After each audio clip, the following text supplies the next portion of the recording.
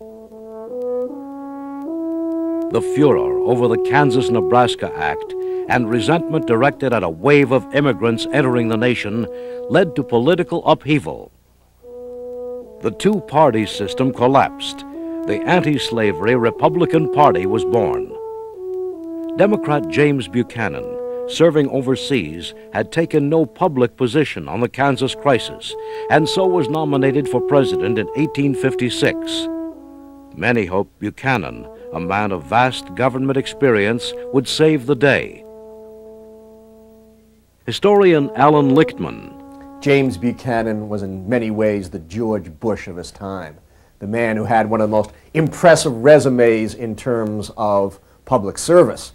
He had been Minister to England, I believe Minister to Russia, Secretary of State, as well as serving in the national legislature. So even though today Buchanan has kind of an obscure image stemming from his role as president, prior to that time he had compiled a truly distinguished record of public service and was well qualified, at least by his record, to be president. A young romance ended tragically when Buchanan's fiancée died. He would never marry and remains the only president to have been a lifelong bachelor.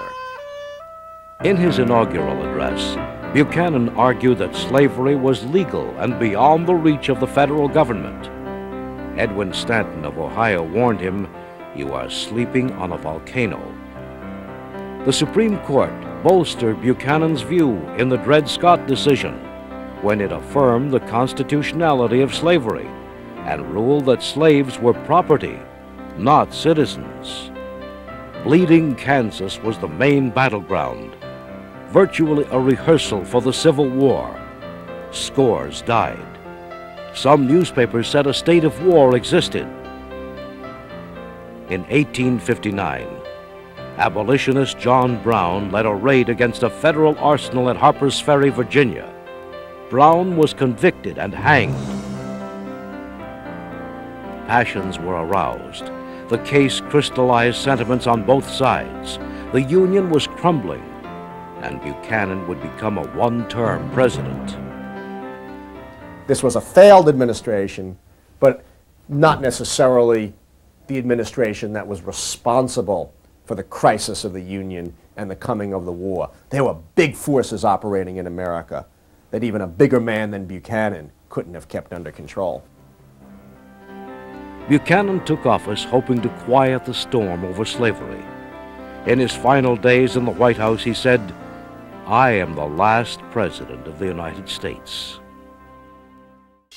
Number 15, James Buchanan, Democrat, 1857 to 1861, 65 years old, from Pennsylvania.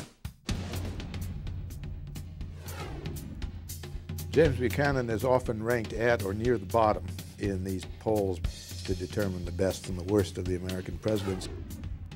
I think the reason that he's often rated near or at the bottom is because actions that he took during his presidency probably hastened the coming of the Civil War.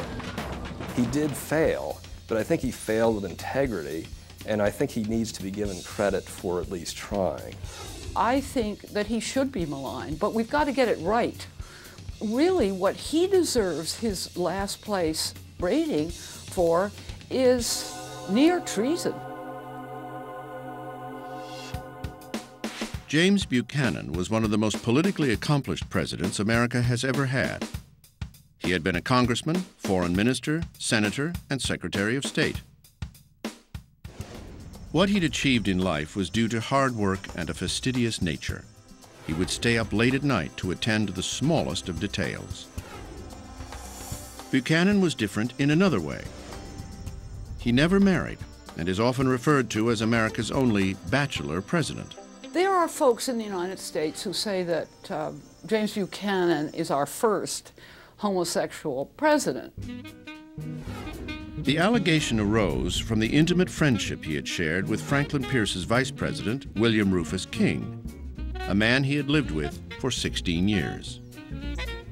There really is not a lot of hard evidence. There are 3 or 4 mentions at the time of Buchanan and his wife, or Aunt Nancy. These two men are Aunt Nancys. Now, King was part of this circle of dandies, they called them. And there certainly was some sense in this group of men that they were having homosexual relations. It's very hard to make any kind of determination about something like that, even about someone living today, let alone someone living in the 1850s. Buchanan had his charming niece, Harriet Lane, serve as his White House hostess. Since Harriet wasn't Buchanan's wife, she was called the First Lady, a term coined to describe her role. While Harriet presided over social life at the White House, Buchanan presided over a house rapidly dividing. His decision to endorse the Constitution written by the pro-slavery settlers in Kansas made Buchanan appear to be a supporter of the South and a traitor to the North. The idea that the president will try to force slavery into a territory where it's clear that a majority of the settlers don't want it completely discredits his administration in the eyes of large numbers of Northerners, including Northern Democrats, not just Republicans. Everything that James Buchanan does for the last part of his administration is so pro-Southern that he does not do, in the classic presidential oath, preserve and defend and protect the United States. Ultimately, Buchanan's management of the battle in Kansas did nothing to settle the slavery issue. It only made it worse. Slavery, couched in the mantra of states' rights, was now the defining issue in the historic election of 1860. On November 6, 1860, Abraham Lincoln was elected president. It was now only a matter of months before the South would lose its ally in the White House. In anticipation of an anti-slavery president, South Carolina seceded from the Union on December 20th, 1860. As a lame duck president, James Buchanan denied the legality of secession, but didn't do anything to stop it. Was he being weak at that moment and indecisive? Probably. Was he scared to death? Certainly. Did he have a sense that this was an incredibly dangerous moment? Definitely. Within weeks, 6 more states left the Union, and 8 slaveholding states sat on the fence, becoming border states. On February 9, 1861, the Confederate States of America, now composed of 7 states, elected Jefferson Davis as their new president. 1 month later, Buchanan's presidency came to an end. He was tremendously relieved to set aside the burden of office and hand it over to Lincoln. On his last day, Buchanan said to Lincoln, "If you are as happy to be entering the presidency as I am to be leaving it, then you are a very happy man."